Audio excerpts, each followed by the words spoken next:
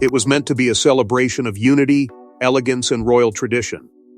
Instead, it ended in silence.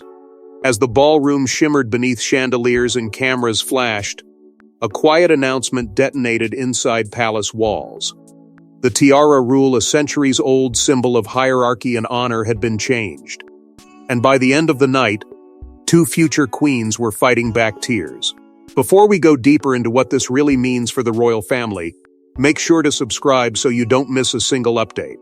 The evening had begun flawlessly, a state banquet layered in ritual and symbolism, where every detail from seating arrangements to jewels carried meaning. Royal women do not choose tiaras casually. They are assigned, curated, approved. Each piece represents lineage, favor, and invisible ranking within the firm. To the outside world, it is sparkle. Inside those walls, it is power rendered in diamonds. The first murmur of change did not arrive with drama. It moved quietly, passed between courtiers in hushed tones. A revised protocol. A restructuring of allocation. A modernization, as it would later be described. But when the implications became clear, composure tightened across the female ranks. Queen Camilla had altered the tiara rule. For decades, specific heirloom pieces signaled status.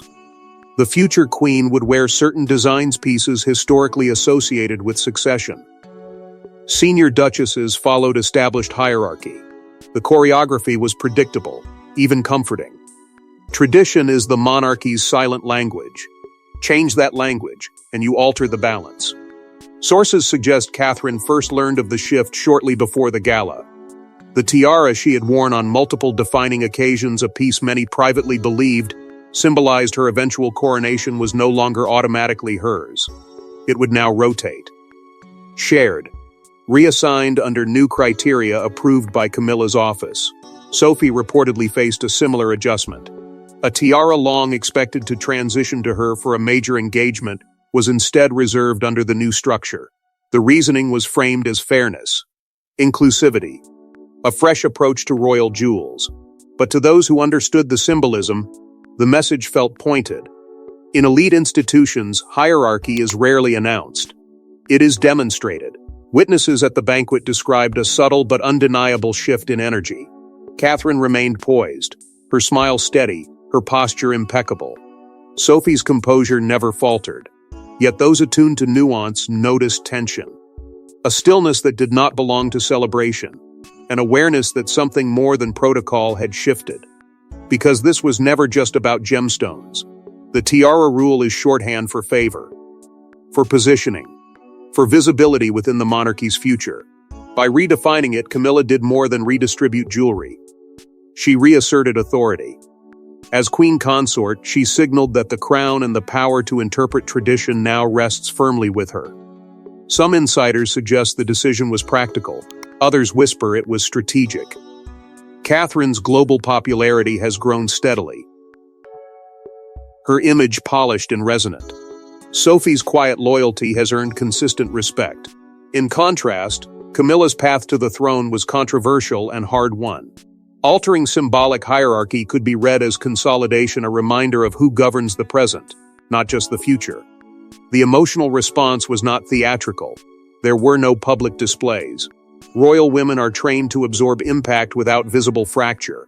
But privately, disappointment reportedly surfaced, not from vanity but from what the change implied about trust and continuity. A tiara may glitter, but within palace walls it speaks. And when that language changes abruptly, the silence afterward can feel deafening. But to understand why a tiara could cause tears, we have to understand what it truly represents inside the monarchy.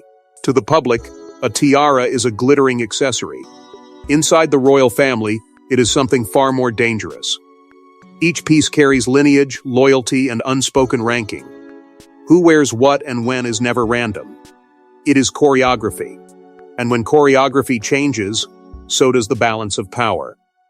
For centuries, tiaras have functioned as silent declarations.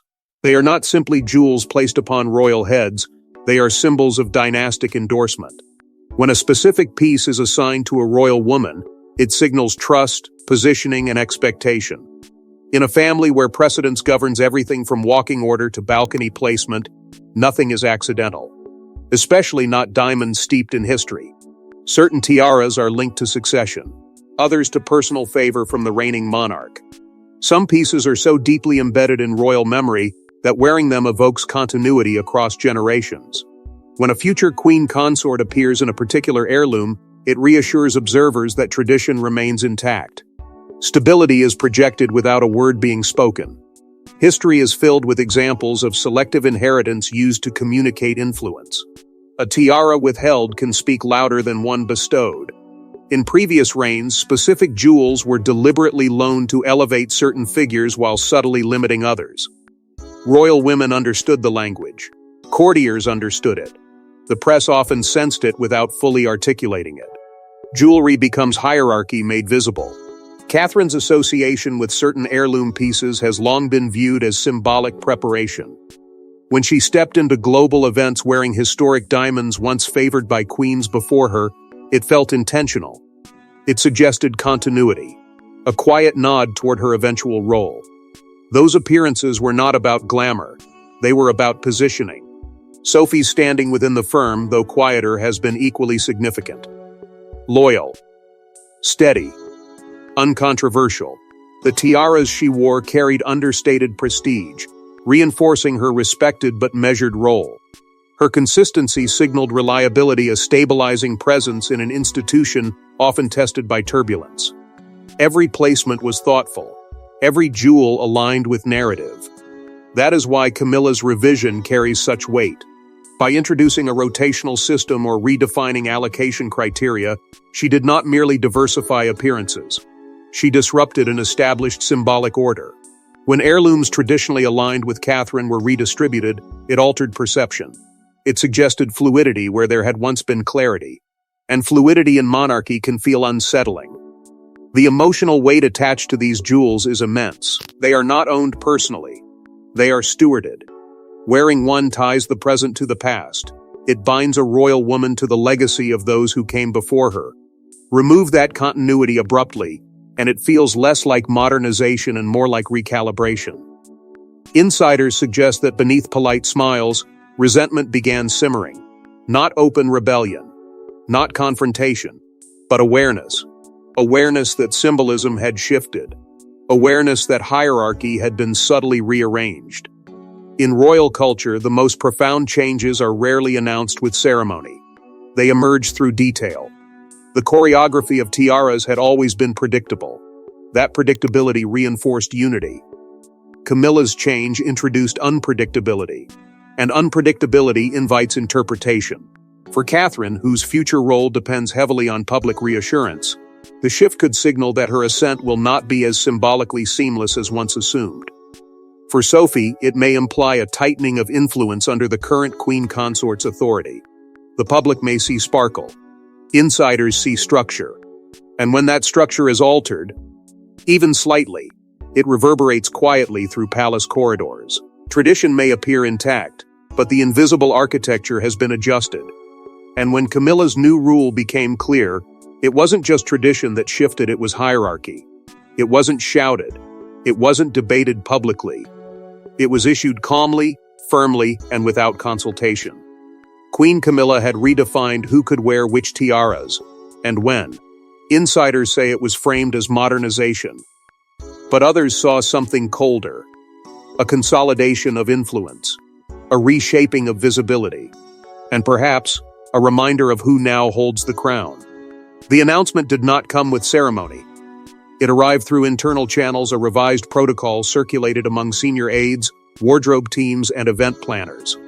A rotation system, the memo reportedly called it. Certain heirloom tiaras, long associated with specific royal women, would now be reassigned on a structured schedule. Accessibility would broaden. Hierarchy would appear softened. Tradition, in theory, would evolve. But in practice, it meant something else entirely. Catherine, who had become almost synonymous with one particular historic tiara, a piece that had quietly signaled her future, as queen, would no longer have priority access. Instead, that emblem of continuity would rotate under Camilla's oversight. A symbolic shift disguised as administrative efficiency. To the public, the change would seem minor. Inside palace walls, it was seismic. Sophie faced a parallel adjustment. A tiara widely expected to anchor her next major appearance was reassigned under the new structure. The explanation was consistent. Fairness. Equal opportunity. Broader representation of royal jewels. Yet those who understood the internal choreography recognized the underlying tension. Redistribution in a monarchy is rarely neutral. Palace staff, according to insiders, were startled by the timing. The adjustment came ahead of a significant gala, a moment when optics would be magnified globally. The speed of implementation suggested decisiveness. Or urgency. It left little room for consultation, even less for negotiation. Speculation quickly surfaced that Camilla felt increasingly overshadowed by Catherine's global appeal. Polling trends, media admiration, social media fervor all pointed toward the Princess of Wales as the monarchy's emotional center of gravity. For a queen consort whose journey to the throne was layered with controversy and scrutiny, such comparisons may have felt threatening. Whether that perception is fair or not, almost becomes irrelevant. In institutions built on symbolism, perception shapes action. By redefining the tiara rule, Camilla asserted her authority in the clearest way available to her. She did not confront. She did not criticize. She recalibrated protocol. And in doing so, she reminded the family and perhaps herself that while Catherine may represent the future, the present still answers to the Queen. This was strategy executed with precision. Not rebellion against tradition, but reinterpretation of it. Not an emotional reaction, but an institutional maneuver. The Queen consort does not need to raise her voice when she can rewrite the script, yet power moves, however subtle, carry emotional cost. Private royal gatherings in the days that followed reportedly felt different. Conversations careful, eye contact measured. There were no accusations, only awareness. Catherine remained poised, Sophie equally composed. But beneath that composure lay a new dynamic, one that redefined their relationship to the jewels, and perhaps to Camilla herself. The rotation system may appear progressive on paper. In practice, it introduced unpredictability. And unpredictability inside a monarchy unsettles those who rely on continuity as reassurance. What makes the situation particularly charged is not the jewels themselves. It is the narrative attached to them. Each tiara tells a story about position, about trust, about destiny. Alter the storyteller, and you alter the story. For Catherine and Sophie, the issue wasn't the jewels, it was the message behind them. Royal women are trained in composure. They do not react publicly. They do not reveal weakness. But sources say that after the gala, emotions spilled where cameras could not see. There were private conversations, shock, hurt, and an unspoken realization that something fundamental had changed within the female ranks of the monarchy. When the final guest departed and the last chandelier dimmed, the performance ended. Catherine reportedly returned home with the same calm expression she had worn all evening. But behind closed doors, that restraint began to fracture. She is said to have spoken candidly with William, not in anger, but in disbelief. Not about losing a tiara, but about what the shift signaled. The jewel had been symbolic. The message felt personal. William, protective by instinct, reportedly listened more than he advised. He understands palace dynamics intimately. He knows that tradition is rarely altered without intention. And while he publicly supports unity, privately he is said to have acknowledged the emotional sting his wife felt. It was not vanity. It was positioning. Catherine has spent years embodying continuity, loyalty, and preparation. To be symbolically repositioned without warning carried weight. Sophie's response, insiders suggest, was quieter but no less profound. She has long operated as the monarchy's steady presence, reliable, diplomatic, uncontroversial. Her disappointment was not loud. It was reflective. Those close to her say she questioned whether years of consistency had been quietly recalculated. When a woman who has never demanded spotlight suddenly finds it dimmed, the silence speaks volumes. The emotional undertone was not jealousy. It was displacement. Years of loyalty stood in contrast to a sudden protocol shift that arrived without consultation. Royal life demands adaptability. Yes, but it also relies on predictability. Predictability creates reassurance. When that predictability is disrupted, it unsettles more than wardrobe plans. It unsettles trust. Maintaining visible unity while privately feeling undermined requires immense discipline. At subsequent engagements, Catherine and Sophie remained poised, smiles precise, gestures coordinated. But insiders describe a new distance subtle, nearly invisible, yet present. A recalibration of how they navigated Camilla's presence. Polite, respectful, guarded. There was also internal reflection on Camilla's leadership style. As queen consort, she has sought to carve out authority in ways distinct from her predecessors. Some see her approach as pragmatic, modernizing symbols to reflect a broader monarchy. Others interpret it as assertive to the point of territorial. In institutions where legacy defines legitimacy, assertiveness can be misread as insecurity. The gala's aftermath reportedly sparked deeper conversations among senior women in the firm. Not open dissent, but quiet analysis. What does this change mean for the future? Does it signal a more centralized structure under Camilla's direction? Or is it a temporary assertion designed to reinforce her reign identity? The psychological tension lies not in the jewels themselves, but in what they forecast. Catherine represents continuity into the next era. Sophie represents stability within the present one. Camilla, meanwhile, embodies the authority of the now. When those timelines intersect, friction is almost inevitable. Sources suggest that beneath the diplomacy, a generational divide is beginning to surface. Camilla's path to prominence required resilience against public doubt. Catherine's rise has been met largely with admiration. Their experiences differ profoundly. That difference may shape how each interprets power and how visibly it must be displayed. For Catherine, diplomacy remains her shield. She is said to have chosen restraint deliberately, aware that visible reaction would fuel narratives of rivalry. Silence in this context becomes strategy. But silence does not erase feeling. It contains it. And while Catherine chose diplomacy, others began quietly questioning the Queen's motives. For decades, the royal women presented a seamless front. But insiders now whisper of subtle fractures. Some sided with Camilla's authority. Others sympathized with Catherine and Sophie. No one spoke publicly. Yet within palace corridors, loyalties were shifting. At first, the divisions were barely perceptible. A pause before agreement. A glance exchanged across a drawing room. Senior courtiers, long trained to maintain equilibrium, reportedly found themselves split over the necessity of the change.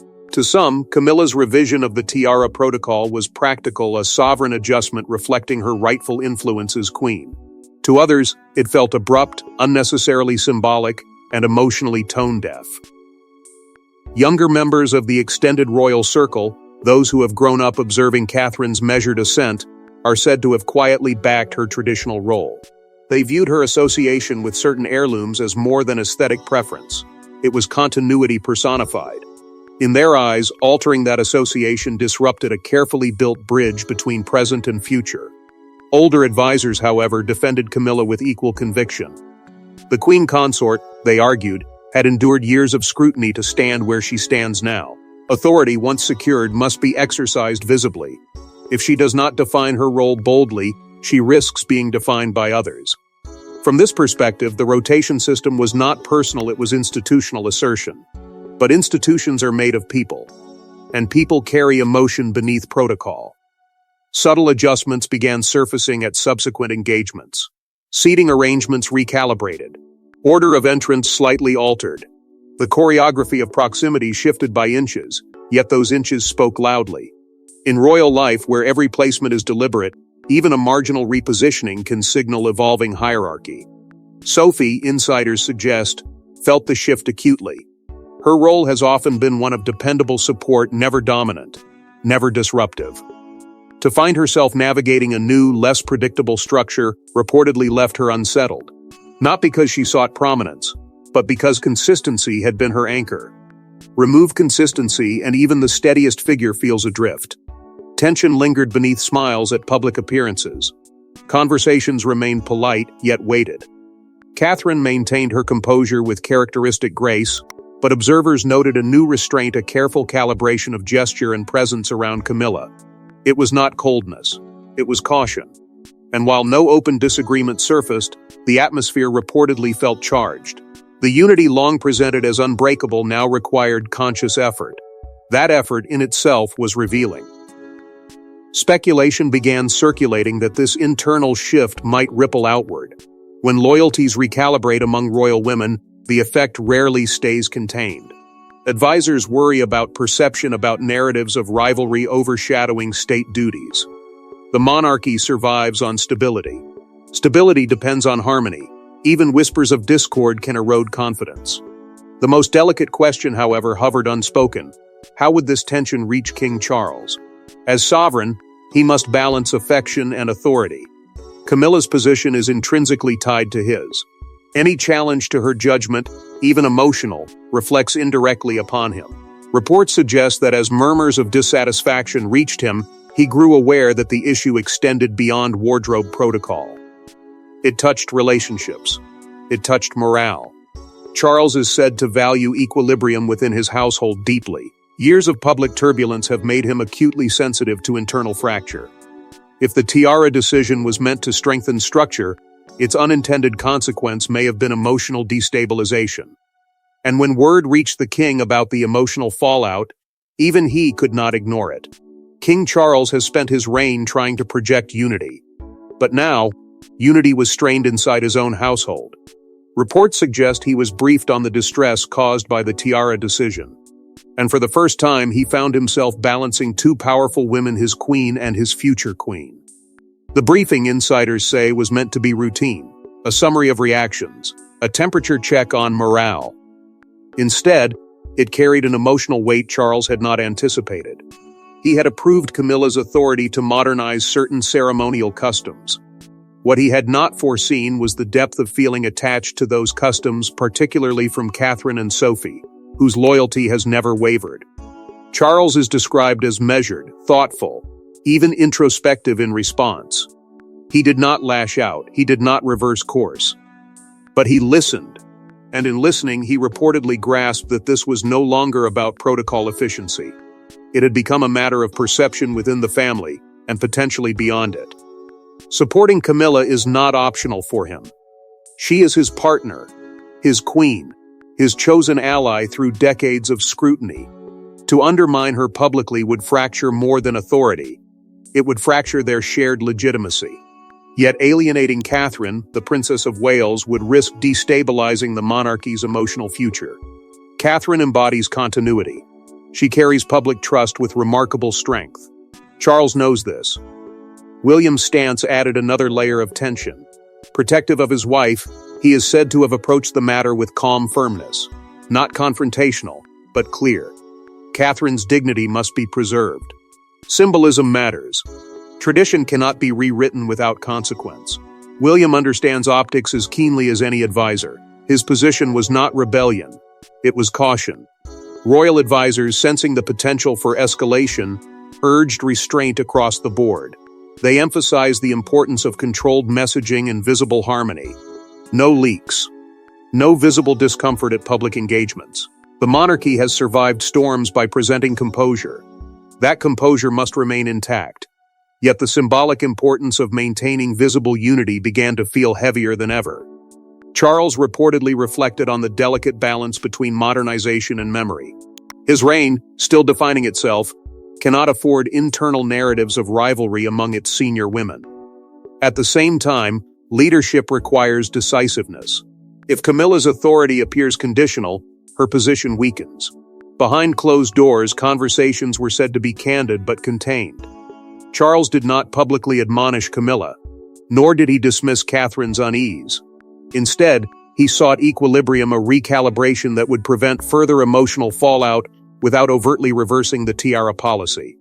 But equilibrium inside royal walls does not guarantee silence outside them. There were whispers of potential internal restructuring. Not dramatic removals or public declarations, but subtle adjustments in how ceremonial decisions are vetted. A more consultative approach. Broader discussion before symbolic shifts. Whether this restructuring would materialize remained uncertain, yet the mere suggestion indicated that the tiara controversy had exposed deeper procedural vulnerabilities. Charles, seasoned by decades of public turbulence, understands one truth profoundly: perception shapes legacy. If his reign becomes associated with division among its most visible women, history will not treat that lightly. He is determined to avoid that narrative. But determination does not erase tension. And tension, no matter how carefully managed, has a way of surfacing. Because as carefully as the palace attempted to preserve harmony, the public was about to notice something that made the whispers louder. At the next major royal event, something was missing. Not a person, but a piece. Catherine arrived without the tiara many had come to associate with her future reign. Sophie, too, wore something unexpected, and suddenly, the speculation wasn't confined to insiders anymore. The absence was subtle to the untrained eye. But royal watchers are rarely untrained. They notice patterns. They catalog symbolism. And when Catherine stepped into the room adorned with a lesser-seen tiara, elegant, yes, but not the one long woven into her public image, the shift registered instantly. It was not just a change of jewelry. It was a recalibration of narrative. Sophie's appearance amplified the effect. Her placement within the ceremonial procession appeared slightly adjusted. Her chosen piece, though dignified, lacked the historical weight many anticipated. Together, these changes formed a visual language that required no official statement. The monarchy communicates through optics, and the optics spoke volumes. Media outlets began dissecting photographs frame by frame. Headlines questioned the rotation system without naming it directly. Commentators debated whether the change was deliberate symbolism or harmless modernization. But the timing, so soon after whispers of internal tension, made coincidence difficult to accept. On social media, reaction intensified rapidly. Posts comparing past and present appearances circulated within hours. Loyal supporters of Catherine expressed concern, even indignation. The word demotion began trending in certain circles, not formally declared, but emotionally inferred. The narrative of quiet displacement gained traction far beyond palace walls. Royal commentators attempted nuance. Some argued that adaptation is inevitable in a living institution. Others suggested that Camilla was asserting necessary authority during a transitional reign. Yet even balanced analysis could not entirely mute the emotional undercurrent. For many observers, Catherine's tiara had symbolized continuity from Diana through to the future. Altering that symbol felt deeply personal. Public sympathy flowed toward Catherine with striking intensity. Polling discussions resurfaced, comparing popularity metrics between senior royal women. The more Camilla's authority was defended in theory, the more Catherine's restraint was admired in practice. Silence, once strategic, became poignant. What made the moment particularly powerful was Catherine's composure. She did not falter. She did not display discomfort. Her presence remained steady, her smile measured. But in royal storytelling, dignity under pressure often amplifies perception rather than diminishes it. The quieter she remained, the louder the symbolism echoed. Sophie's role added complexity. Known for loyalty and reliability, her visible repositioning stirred empathy among those who value her understated service. She has never sought prominence, which made the shift appear less like rivalry and more like collateral recalibration. The unintended consequence of the tiara rule was becoming clear. Authority asserted at the top was reshaping public attachment below. Camilla's decision may have been intended as structural modernization, but structurally symbolic actions ripple unpredictably through a monarchy rooted in emotion as much as law. The event ended without incident. No public confrontation. No visible discord. Yet the absence of the expected tiara lingered longer than any speech delivered that evening. It became a visual shorthand for something deeper and evolving hierarchy that no longer felt seamless. And as the controversy deepened, a bigger question emerged about the future of royal tradition itself. The monarchy survives by evolving, but evolution can wound before it heals. Was Camilla modernizing a rigid tradition or rewriting it in her favor? And in doing so, did she unintentionally fracture the sisterhood that once defined the royal women? Because in royal history, the smallest symbols often signal the biggest shifts. The debate now stretches far beyond a single gala or a single jewel. Inside drawing rooms and across editorial pages, the question lingers: was this reform or consolidation? Supporters of the Queen Consort argue that no institution can remain frozen in sentiment. Traditions must adapt or they calcify. They see Camilla's decision as decisive leadership, a woman claiming authority in a space where authority has historically been fragile for those who married into it. But critics interpret the shift differently. They view it not as modernization, but as territorial recalibration. The rotation system did not simply diversify access to heirlooms, it subtly altered who embodies the future in the public imagination. Catherine's long-term positioning as the next queen has always been reinforced by symbolism. To dilute that symbolism, even temporarily, feels like a strategic interruption. And yet Catherine remains steady. If anything, the controversy has deepened public empathy for her. She has not challenged the rule. She has not expressed discontent. Her restraint has become its own statement, a reminder that future power often grows quietly. In royal chronology, patience can be more potent than assertion. Sophie, too, has demonstrated quiet resilience. She continues her duties without visible shift in commitment. Observers note that her strength lies not in spectacle but in endurance. In many ways, she represents the monarchy's unsung backbone, the reliability that persists regardless of internal turbulence. If there is rivalry, she does not display it. If there is disappointment, she absorbs it with grace. Camilla, meanwhile, appears determined to define her reign identity clearly. She spent years navigating doubt before earning formal recognition. Now that she occupies the throne beside Charles, ambiguity may feel dangerous. By reshaping ceremonial rules, she signals permanence. She signals authorship of this chapter in royal history. And perhaps, consciously or not, she signals that her authority is not provisional. Public opinion has begun reshaping the dynamic in subtle but measurable ways. Polls fluctuate. Commentary intensifies. Sympathy, admiration, critique all swirl around the three women at the center of this quiet storm. The monarchy has always relied on public affection as much as constitutional structure. When affection shifts, the internal balance must adjust. There remains the possibility of reconciliation, of course. Royal households have endured far more dramatic disputes and emerged unified. Time has a way of softening perception. A future event could restore previous traditions. A symbolic gesture could signal renewed cohesion. But the possibility of lingering rivalry cannot be dismissed entirely. Even unspoken tension can redefine relationships for years. The deeper uncertainty is whether this Tiara rule will stand as permanent reform or be remembered as a fleeting experiment. If it remains, it may mark the beginning of a more centralized ceremonial era under Camilla's influence.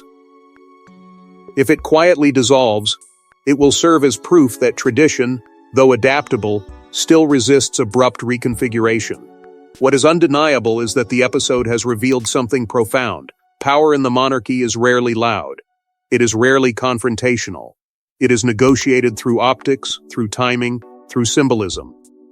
A jewel worn or not worn can recalibrate perception faster than any decree. And so the question lingers, unresolved, yet potent. Did this moment represent necessary evolution, or the first visible crack in a carefully curated sisterhood? History will decide. For now, the image remains suspended in public memory, a future queen without her expected crown of diamonds. A seasoned queen asserting her present authority, and a monarchy once again proving that its greatest dramas unfold not in speeches, but in silence. Because in the monarchy, power is rarely taken by force, it is signaled in silence, sometimes with nothing more than a missing tiara. Thanks for watching. Please don't forget to like and subscribe, and we will see you in next one.